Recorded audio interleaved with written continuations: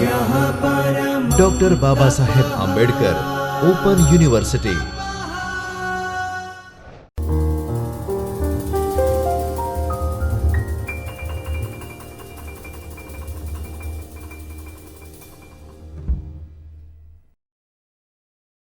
નમસ્કાર. Doctor Baba Saheb Ambedkar open યુનિવર્સિટીના ચૈતન્ય સ્ટુડિયોમાં આપ સૌનું હાર્દિક સ્વાગત. કેમ છો વિદ્યાર્થી મિત્રો? આજે આપણે SYBAમાં પેપર નંબર 5 જેનો કોડ છે PSCM 205 મુખ્ય વિષય, પેપરનું નામ લોકશાહીના પાયાના સિદ્ધાંતો, બ્લોક 3 અને એ અંતર્ગત એકમ 8 રાજકીય પક્ષો વિશે વિગતવાર સમજૂતી પ્રાપ્ત કરીશું.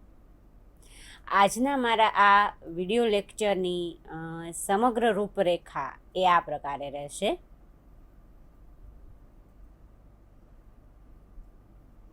આ વિડિયો લેક્ચરના અંતમાં હું તમને સ્વાધ્યાય રૂપે કેટલાક પ્રશ્નો આપીશ, જેનો ઉત્તર તમે તમારી અનુકૂળતાના સમયે આપીને તમારું સ્વમૂલ્યાંકન કરી શકશો. આજના આ વિડિયો લેક્ચરનો મારો મુખ્ય ઉદ્દેશ્ય એ છે કે તમે રાજકીય પક્ષનો અર્થ, તેની વ્યાખ્યા, રાજકીય પક્ષના ઉદ્ભવના કારણો અને પક્ષ પ્રથાના જે વિવિધ પ્રકારો છે તેની વિગતવાર સમજૂતી પ્રાપ્ત કરી શકશો. હવે વિદ્યાર્થી મિત્રો, તમને પ્રાથમિક રીતે એવો પ્રશ્ન થાય જિજ્ઞાસા સાથે કે રાજકીય પક્ષ કોને કહેવાય? રાજકીય પક્ષ અને દાબ જૂથ વચ્ચે શું તફાવત છે? શું રાજકીય પક્ષો દરેક લોકશાહી દેશમાં અનિવાર્ય છે? જો રાજકીય પક્ષ ન હોય તો ન ચાલે? લોકશાહી દેશ હોય અને એમાં પણ સંસદીય પ્રકાર હોય કે પ્રમુખીય સરકાર હોય, એકતંત્રી માળખું હોય કે પછી સમવાયતંત્રી માળખું હોય, ચાહે ગમે તે પ્રકારની રાજ્ય વ્યવસ્થામાં લોકશાહી વ્યવસ્થા હોય, પણ એ લોકશાહી વ્યવસ્થામાં શું પક્ષો વગરની કલ્પના થઈ શકે? ના. રાજકીય પક્ષો વગર લોકશાહીની કલ્પના કરવી અશક્ય છે. રાજકીય પક્ષનો જ્યારે હું અહીંયા એની ચર્ચા કરું છું ત્યારે એમાં સત્તાધારી પક્ષ અને વિરોધ પક્ષ, એ બંને પક્ષો પણ મૂળ રીતે તો પોતે પોલિટિકલ પાર્ટી જ છે, એટલે કે રાજકીય પક્ષ છે. રાજકીય પક્ષ વગર આપણે ચૂંટણીની કલ્પના નથી કરી શકતા અને ચૂંટણી વગર લોકશાહીની કલ્પના કરવી અસંભવિત છે. અને એટલા માટે જ આ રાજકીય પક્ષની વ્યાખ્યા, એની અર્થ સમજૂતી મેળવ્યા બાદ એનો ઉદ્ભવ પાછળ કેવા કેવા કારણો જવાબદાર બન્યા એની આપણે વિશેષ સમજૂતી પ્રાપ્ત કરીશું. તો ચાલો આવો સૌપ્રથમ મેળવીએ આપણે એની કન્સેપ્ટની દ્રષ્ટિએ રાજકીય પક્ષનો અર્થ અને વ્યાખ્યા. જે સંદર્ભમાં આપણે એવું કહી શકીએ કે લોકશાહી શાસન વ્યવસ્થામાં રાજકીય પક્ષો વગરની કલ્પના કરવી, મેં અગાઉ કહ્યું એમ, અશક્ય છે. રાજકીય પક્ષો એ લોકશાહીમાં આધાર સ્તંભ સમાન છે. અને એટલા માટે જ રાજકીય પક્ષ એટલે શું તે આપણે સમજીએ એ પહેલાં મનુષ્ય સ્વભાવ, તેનું આર્થિક હિત, તેના ધર્મ અંગેના વિચારો, પ્રાદેશિક હિતોની ભાવના, સામાજિક પરિબળો વગેરેનો અભ્યાસ પણ એટલો જ અગત્યનો બની રહે છે. આ બધી જ બાબતો એકબીજાની સાથે સંકળાયેલી છે અને એટલા માટે જ પેરેલલ આપણે જ્યારે એનો અર્થ સમજીએ ત્યારે તેના પ્રકારોના સંદર્ભમાં એક પક્ષ પ્રથા, દ્વિપક્ષ પ્રથા, બહુપક્ષ પ્રથા વિશે પણ આપણે એના વિગતવાર ચર્ચા કરવી પડે. તેના જે ફાયદાઓ અને ગેરફાયદાઓ છે તેની આપણે સમજૂતી પ્રાપ્ત કરવી પડે. અને એક પ્રકારનો એક તુલનાત્મક અભ્યાસ પણ આ વિડિયો લેક્ચરના માધ્યમથી તમે કરી શકશો. રાજકીય પક્ષો, તેના કાર્યો અને જે પ્રકારે તેના ફાયદા છે અથવા તેની જે અમુક મર્યાદાઓ છે એની ચર્ચા પણ આપણે એક અલગથી જ લેક્ચરમાં કરીશું. મૂળ જ્યારે આપણે તેના અર્થના સંદર્ભમાં વાત કરીએ છીએ ત્યારે લોકશાહી શાસન વ્યવસ્થામાં રાજકીય પક્ષો સવિશેષ મહત્ત્વ ધરાવે છે. એટલે આપણે એમ કહી શકીએ કે રાજકીય પક્ષ એટલે શું, એવો તમારે પ્રાથમિક પ્રશ્નનો જો ઉત્તર મેળવવો હોય તો જુદા જુદા વિદ્વાનોએ તેની જે વ્યાખ્યા આપી છે એનો આપણે આધાર લેવો પડે અને એના આધારે જ આપણે તેના અર્થને સમજવાનો પ્રયત્ન કરીએ. તો ચાલો આવો સૌપ્રથમ આપણે સમજીએ પ્રાધ્યાપક R.N. ગિલક્રિસ્ટની વ્યાખ્યા. R.N. ગિલક્રિસ્ટ એવું જણાવે છે કે રાજકીય પક્ષ એ એક જ પ્રકારના રાજકીય વિચારો ધરાવતા લોકોનું સંગઠિત દળ છે જેનો હેતુ ચૂંટણીમાં બહુમતી મેળવીને સરકાર કબજે કરવાનો છે.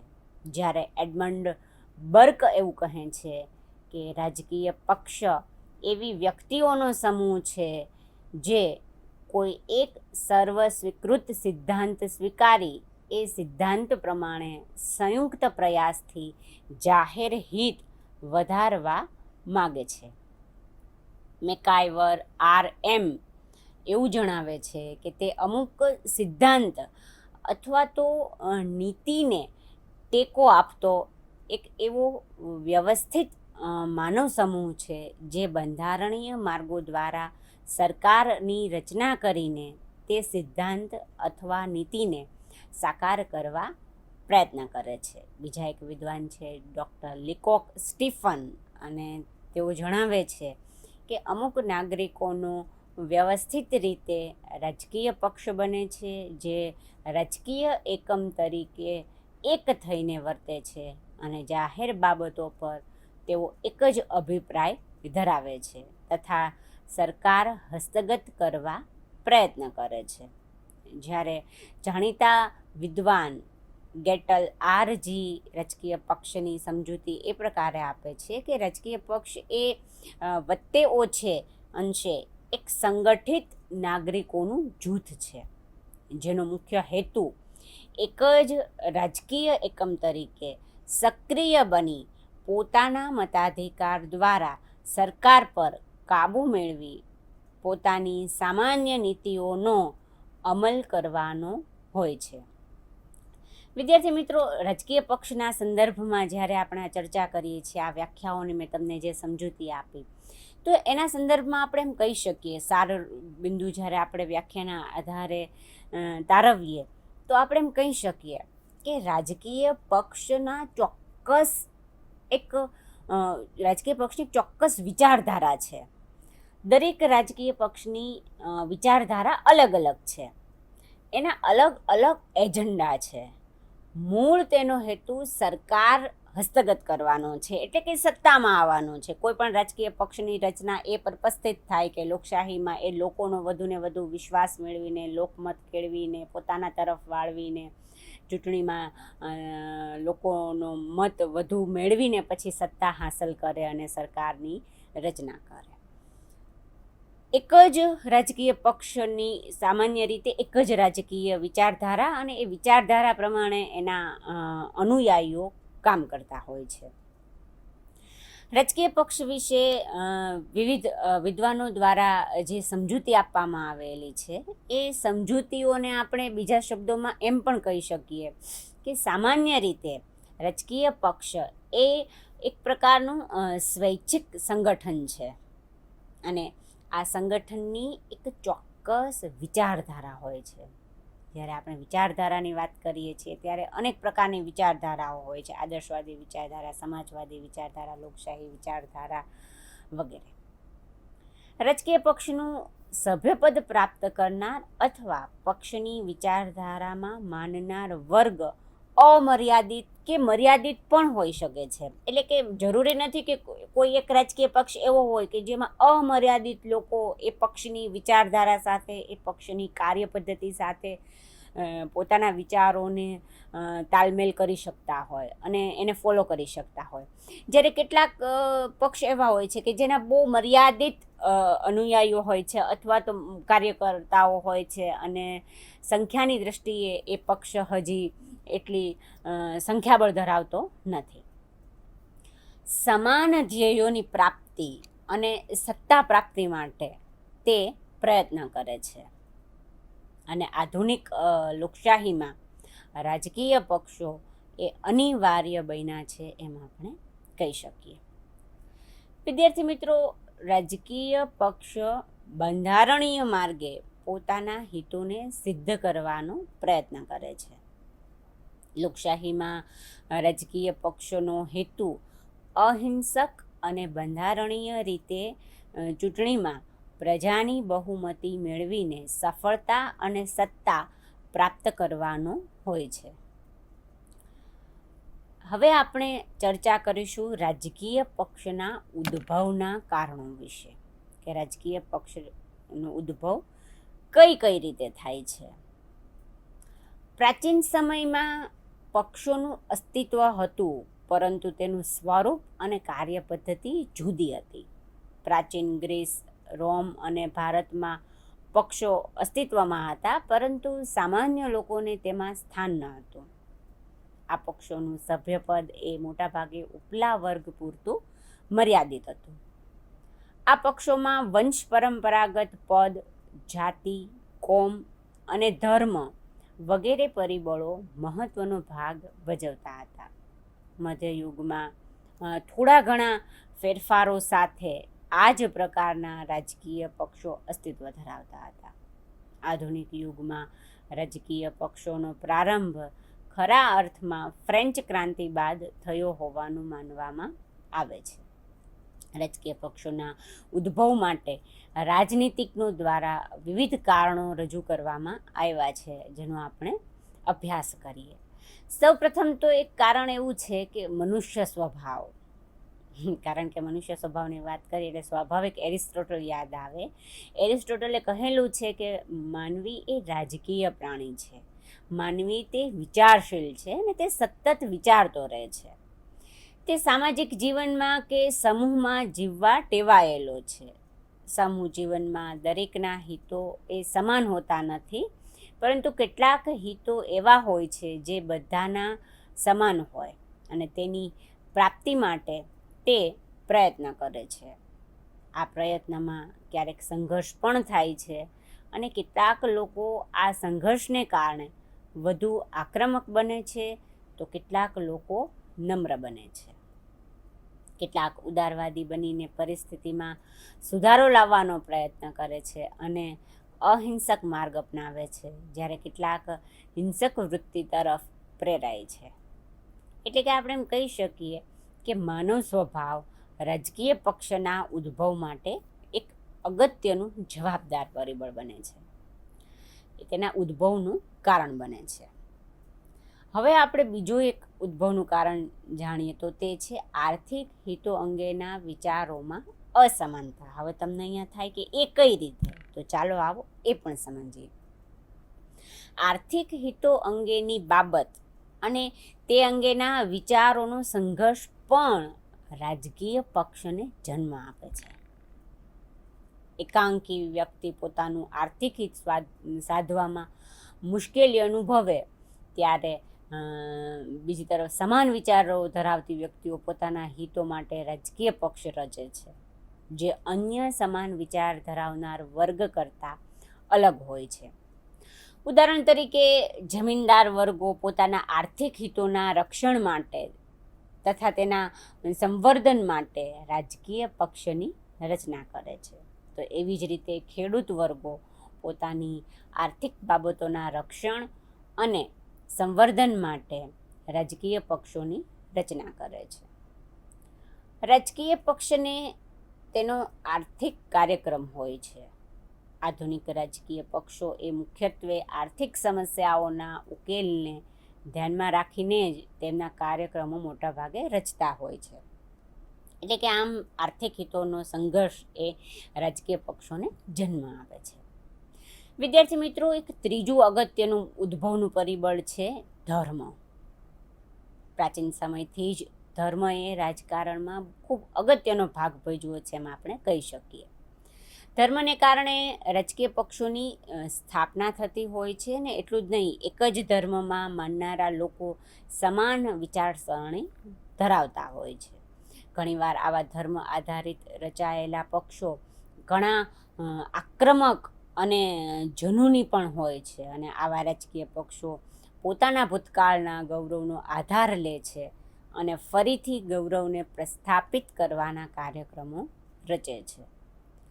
ધર્મના પાયા ઉપર રચાયેલા રાજકીય પક્ષો સંકુચિત માનસિકતા ધરાવતા હોય છે અને ધર્મગુરુઓ વધતા કે ઓછા પ્રમાણમાં પ્રત્યક્ષ કે પરોક્ષ રીતે પોતાના દેશના રાજકારણમાં હસ્તક્ષેપ કરતા હોય છે. ભારતમાં મુસ્લિમ લીગ, અકાલી દળ, હિન્દુ મહાસભા જેવા પક્ષોની રચના એ ધર્મ પર આધારિત છે એમ આપણે કહી શકીએ. રાજકીય પક્ષના ઉદ્ભવનું પછીનું એક અગત્યનું કારણ છે પ્રાદેશિક હિતો અંગેની ભાવના. પ્રાદેશિક હિતોની ભાવના પણ પ્રાદેશિક પક્ષોની રચના પાછળ અગત્યનું જવાબદાર પરિબળ છે, કારણ કે ભારત જેવા દેશમાં ઘણા પ્રાદેશિક પક્ષોની રચનાના મૂળમાં સમાન પ્રાદેશિક હિતોની ભાવના રહેલી છે. પોતાના પ્રદેશની જે વિવિધ સમસ્યાઓ છે તે સમસ્યાઓનો ઝડપથી નિકાલ કરવા માટે તથા પ્રદેશના વિકાસ અને પ્રદેશના ગૌરવ માટે પ્રાદેશિક પક્ષોનું નિર્માણ થતું હોય છે. આ પ્રાદેશિક પક્ષોનું વર્ચસ્વ પોતાના પ્રદેશ પૂરતું જ હોય એવું જરૂરી નથી. ઘણીવાર તેમનું વર્ચસ્વ ધીમે ધીમે સમગ્ર દેશ ઉપર પણ થતું હોય છે અને આવા પ્રાદેશિક પક્ષો કેટલીક વાર રાષ્ટ્રીય રાજકારણને પણ પ્રભાવિત કરતા હોય છે. રાજકીય પક્ષના ઉદ્ભવનું એક છેલ્લું પરિબળ અને તે છે સામાજિક પરિબળો. સામાજિક પરિબળોમાં પારિવારિક કે કૌટુંબિક વાતાવરણની અસર રાજકીય પક્ષના ઉદ્ભવ માટે જવાબદાર ગણી શકાય છે. ઘણીવાર વ્યક્તિગત હિતોની જાળવણી માટે સમાન હિતો ધરાવતા લોકો એકઠા થઈ દાબ જૂથની રચના કરે છે, જે સરકાર પર પોતાનો ઈચ્છિત પ્રભાવ પાડવા પ્રયત્ન કરે છે અને જ્યારે આ પ્રકારનો પ્રભાવ પાડવામાં નિષ્ફળ જાય ત્યારે કેટલીક વખત રાજકીય પક્ષના રૂપમાં પરિવર્તિત થાય છે. આમ રાજકીય પક્ષોના ઉદ્ભવ માટે એ જુદા જુદા પરિબળો કારણભૂત છે, જેનો અભ્યાસ અને જેની ચર્ચા આપણે અત્યાર સુધી આ વિડીયો લેક્ચરમાં કરી.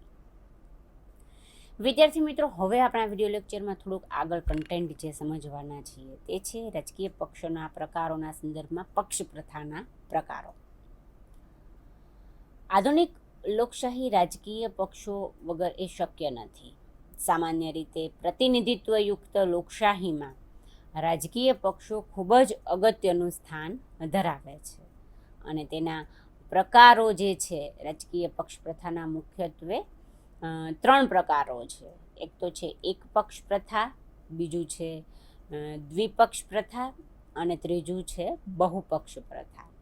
તો આ દરેકની આપણે વિગતવાર સમજૂતી પ્રાપ્ત કરીએ. તો ચાલો આવો સમજીએ. સૌપ્રથમ તો આપણે એક પક્ષ પ્રથા એટલે શું? એક પક્ષ પ્રથા એટલે જે દેશમાં એક જ પક્ષ અસ્તિત્વ ધરાવતો હોય અને બીજા રાજકીય પક્ષો જો અસ્તિત્વમાં હોય તો તેમને દૂર કરવામાં આવે છે અને આ પ્રકારની પક્ષ વ્યવસ્થા બિનલોકશાહી દેશોમાં વધુ જોવા મળે છે. તેમાં સર્વસત્તાવાદી રાજ્યોનો પણ સમાવેશ થાય છે. સરમુખત્યારશાહી રાજ્યોમાં એક પક્ષ પદ્ધતિનો અમલ કરવામાં આવે છે.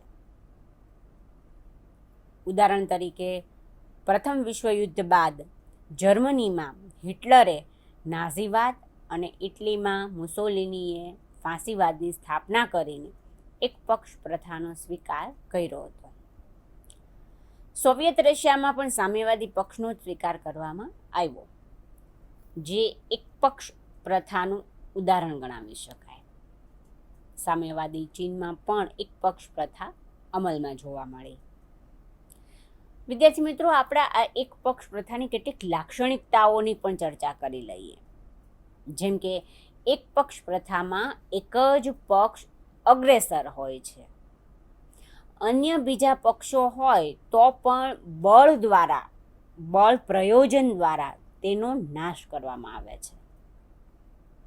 એક પક્ષ પ્રથામાં સત્તાધારી પક્ષ સિવાય અન્ય પક્ષને સ્થાન નથી. વિરોધ પક્ષ જેવું તો આમ તો કંઈ હોતું જ નથી અને હોય તો તેને ડામી દેવામાં આવે છે. કે સમગ્ર સત્તાનું જે કેન્દ્રીકરણ છે એ માત્ર અને માત્ર એક જ પક્ષના હાથમાં હોય છે. એક જ પક્ષના હાથમાં એ સમગ્ર સત્તા કેન્દ્રિત થયેલી હોવાથી તે સર્વ સત્તાધીશ ગણાય છે. પક્ષ જ સરકાર અને પક્ષ જ રાજ્ય એવું ગણવામાં આવે છે, એવું માનીને ચાલવામાં આવે છે. એક પક્ષ પ્રથામાં નામ પૂરતી જ આમ તો ચૂંટણી કરવામાં આવે છે, કારણ કે મત એક જ પક્ષના ઉમેદવારને આપવો પડતો હોય છે. બીજો મતદારો પાસે બીજો કોઈ પક્ષના ઉમેદવારનો ઓપ્શન નથી. ફાંસીવાદ છે, નાઝીવાદ છે, સામ્યવાદ એક પક્ષ પ્રથાના ઉત્તમ ઉદાહરણો ગણી શકાય. કેટલીક વખત રાજ્યના બંધારણમાં જ પક્ષનો ઉલ્લેખ કરવામાં આવતો હોય છે, અને એક પક્ષ પ્રથાની જ્યારે આપણે વાત કરીએ છીએ ત્યારે તો આપણે એના ફાયદાઓની પણ સમજૂતી મેળવવી રહીએ, જેને એક પછી એક આપણે ચર્ચા કરી લઈએ. સર્વપ્રથમ એનો ફાયદો છે સુદૃઢ અને કાર્યદક્ષ શાસનતંત્ર. હવે તમને એવું થાય વિદ્યાર્થી સર્ચ કે એ કઈ રીતે શક્ય બને, તો ચાલો એ પણ સમજીએ. આ પ્રકારની વ્યવસ્થામાં વિરોધ પક્ષ અન્ય પ્રકારના પક્ષોની હાજરી હોતી નથી. એક જ પક્ષ સર્વે સર્વા હોવાથી મજબૂત શાસન દેશને પૂરું પાડી શકે છે, અને વહીવટીતંત્ર કાર્યક્ષમ અને કાર્યદક્ષ રીતે કાર્ય કરે છે. એટલે કે ક્વિક ડિસિઝન શક્ય બને છે, અને એ લીધેલા નિર્ણયનો ઝડપી અમલ પણ શક્ય બને છે. બીજું છે વ્યર્થ ટીકાઓ અને પ્રચારમાં સમય બરબાદ નથી થતો, કારણ કે એક જ પક્ષ હોવાથી અન્ય પક્ષની ટીકાનો ભય પણ રહેતો નથી, અને તે માટે જે સમયનો બગાડ થતો હોય છે એ પણ થતો નથી. એટલે આપણે એમ કહી શકીએ કે સમય, શક્તિ અને નાણાં આ ત્રણેયનો બચાવ થાય છે. હ્યુમન રિસોર્સ જે છે, માનવ સંસાધનો, તેનો મહત્તમ ઉપયોગ શક્ય બને છે. વિકાસ ઝડપથી થાય છે, કારણ કે એક પક્ષ પ્રથા એ આર્થિક વિકાસમાં મદદરૂપ થાય છે. દેશના રાષ્ટ્રહિતને ધ્યાનમાં રાખીને યોજનાઓનું નિર્માણ, તેનું આયોજન અને અમલીકરણ ઝડપથી કરી શકાય છે. વિકાસલક્ષી કાર્યોને વેગ મળે છે એમ આપણે કહી શકીએ. અનુશાસન અને શિસ્તનું ચુસ્તપણે પાલન થાય છે, કારણ કે આ પ્રકારની વ્યવસ્થામાં શિસ્તનો ખૂબ જ આગ્રહ રાખવામાં આવે છે. ચોક્કસ પ્રકારનો પોશાક, ચોક્કસ પ્રકારની ભાષા, રીત રિવાજનો પણ આગ્રહ રાખવામાં આવતો હોય છે. ગેરશિસ્ત કરનાર સામે કડકમાં કડક પગલાં લેવામાં આવે છે, અને હડતાલ, તાળાબંધી જેવી ઘટનાઓ અહીંયા બનતી નથી, અને જો બને તો પણ તેને બળ પ્રયોજન દ્વારા કે હિંસાત્મક પગલાં દ્વારા તેને દબાવીને નિયંત્રણમાં લેવાનો પ્રયત્ન કરવામાં આવે છે. સમગ્ર તંત્ર એક શિસ્તબદ્ધ તંત્ર હેઠળ કામ કરે છે. વર્તમાન સમયમાં ચીન તેનું ઉત્તમ ઉદાહરણ છે એમ આપણે કહી શકીએ. બીજો એક ફાયદો છે રાષ્ટ્રભાવના અને રાષ્ટ્રીય એકતા મજબૂત બને છે. એક પક્ષ પ્રથામાં રાષ્ટ્રપ્રેમ ગાઢ બને છે. પ્રજામાં એકતાની ભાવના વધુ દ્રઢ બને છે. અલગતાવાદની નીતિ નિર્માણ થતી નથી, અને બાહ્ય પડકારો જેવા કે આતંકવાદ, નક્સલવાદ વગેરેનો સામનો સારી રીતે કરી શકાય છે. આંતરિક પડકારો જેવા કે ભાષાવાદ, પ્રદેશવાદ વગેરે વિભાજક પરિબળોથી પણ બચી શકાય છે. ટૂંકમાં રાષ્ટ્રની એકતા એમાં જળવાય છે. આમ એક પક્ષ પ્રથા જ્યાં અમલમાં હોય ત્યાં આ પ્રકારના ફાયદાઓ જોવા મળે છે, પણ ફાયદાઓની સાથે તેની કેટલીક મર્યાદાઓ પણ છે, જેનો અભ્યાસ, જેની ચર્ચા આવશ્યક છે. તો ચાલો આવો સમજીએ એક પક્ષ પ્રથાના ગેરફાયદાઓ વિશે. હવે તમને એમ થાય કે એક પક્ષ પ્રથાનો શું ગેરફાયદો છે, તો સૌથી પહેલાં તો વ્યક્તિ સ્વાતંત્ર્યનો નાશ કરે છે. વ્યક્તિને પોતાના વિચારો મુક્ત રીતે વ્યક્ત કરવાની તક એક પક્ષ પ્રથામાં મળતી નથી. વાદ વિવાદ અને ચર્ચાને તેમાં અવકાશ નથી.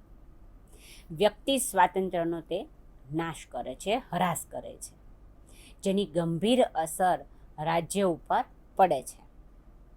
બીજો એક એનો જે ગેરફાયદો છે એ છે કે વિરોધી વિચારોનો અસ્વીકાર. વિરોધ પક્ષની અનુપસ્થિતિ હોવાથી એ અનુપસ્થિતિને કારણે સત્તાધારી પક્ષ પોતાના વિચારો કરતાં જુદા વિચારો ધરાવતા વર્ગનો ખુલ્લા મને સ્વીકાર નથી કરી શકતો અને વિરોધી વિચારોનો સદંતર અસ્વીકાર કરવામાં આવે છે. વિરોધ પક્ષ ન હોવાથી સત્તાધારી પક્ષ પોતાની મનમરજી અનુસાર શાસન કરે છે, જે પ્રગતિશીલ વિચારોને અવરોધક બને છે.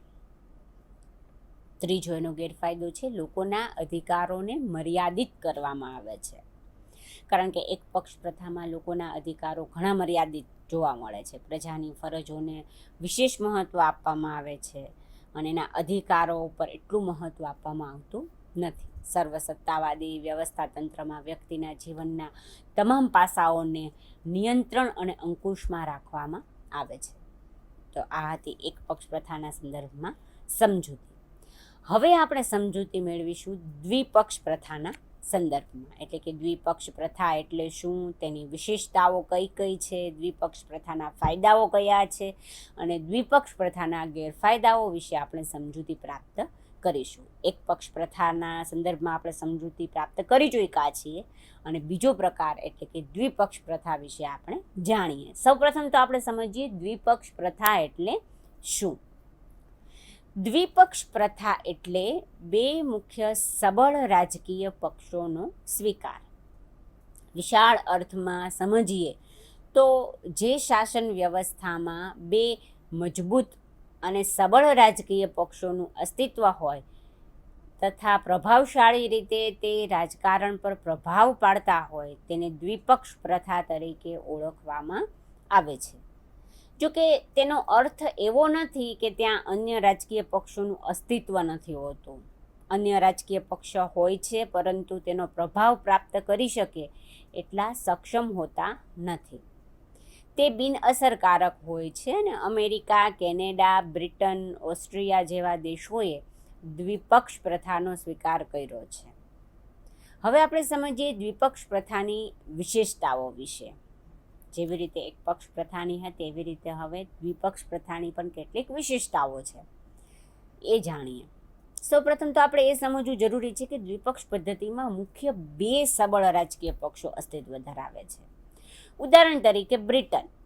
તો બ્રિટન એ દ્વિપક્ષ પદ્ધતિનું ઉત્તમ ઉદાહરણ પાડે છે, કારણ કે ત્યાં શરૂઆતમાં વિગ અને ટોરી એમ બે મુખ્ય પક્ષો હતા અને પછીથી રૂઢિચુસ્ત અને ઉદારવાદી એમ આ બે મુખ્ય રાજકીય પક્ષો અસ્તિત્વમાં આવ્યા અને ત્યારબાદ રૂઢિચુસ્ત પક્ષ અને મજૂર પક્ષ અસ્તિત્વમાં આવ્યો. વિરોધ પક્ષ સત્તાધારી પક્ષ નિષ્ફળ જાય ત્યારે વૈકલ્પિક સરકારની રચના કરવા હંમેશા તત્પર રહેતો હોય છે અને લોકશાહીમાં તો એવું કહેવાય ને કે આજનો વિરોધ પક્ષ એ આવતીકાલનો સત્તાધારી પક્ષ છે. લોકશાહી શાસન વ્યવસ્થામાં દ્વિપક્ષ પ્રથા એક આદર્શ વ્યવસ્થાના સંદર્ભમાં પણ જોવામાં આવતી હોય છે. લોકો બે રાજકીય પક્ષમાંથી કોઈ એક પક્ષની વિચારધારા તેના કાર્યક્રમ સાથે સંમત હોય છે અને તેથી ઘણા બધા વિકલ્પો લોકો પાસે હોતા નથી. લોકોની પસંદગી એમાં બહુ મર્યાદિત બની જાય છે કે બે પક્ષ સક્ષમ છે તો કાં તો એક પક્ષ છે અને કાં બીજો પક્ષ છે. આ દ્વિપક્ષ પ્રથાના પણ કેટલાક ફાયદાઓ અને ગેરફાયદાઓ છે, તો ચાલો આવો એ પણ સમજીએ. દ્વિપક્ષ પ્રથાનો સૌપ્રથમ ફાયદો એ છે કે મજબૂત અને સ્થિર સરકારની રચના શક્ય બને છે. કોઈ પણ દેશ પોતાનું રાષ્ટ્રીય હિત ત્યારે જ સિદ્ધ કરી શકે જ્યારે સરકાર મજબૂત અને સુદૃઢ હોય. દ્વિપક્ષ પ્રથા અમલમાં હોય તો દેશને મજબૂત અને સ્થિર સરકાર પ્રાપ્ત થાય છે.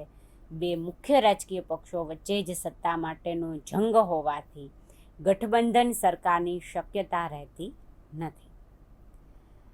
વિદ્યાર્થી મિત્રો, મને એવું લાગે છે કે આપણે આ મુદ્દાની સમજૂતી આગળના વિડીયો લેક્ચરમાં પાર્ટ 2માં હું તમને એ મુદ્દો કન્ટિન્યુ આપણે કરીશું અને એ દરમિયાન આપણે જેટલી સમજૂતી મેળવી છે તેના આધારે, અત્યારના વાડિયો લેક્ચરના આધારે હું તમને સારાંશમાં એમ કહી શકું કે આપણે રાજકીય પક્ષનો અર્થ, તેના ઉદ્ભવના જુદા જુદા કારણો, પક્ષ પ્રથાના સંદર્ભમાં તેના પ્રકારો, અને એમાં એક પક્ષ પ્રથા એટલે શું, એક પક્ષ પ્રથાની વિશેષતાઓ, તેના ફાયદાઓ, તેના ગેરફાયદાઓની સમજૂતી પ્રાપ્ત કરી છે.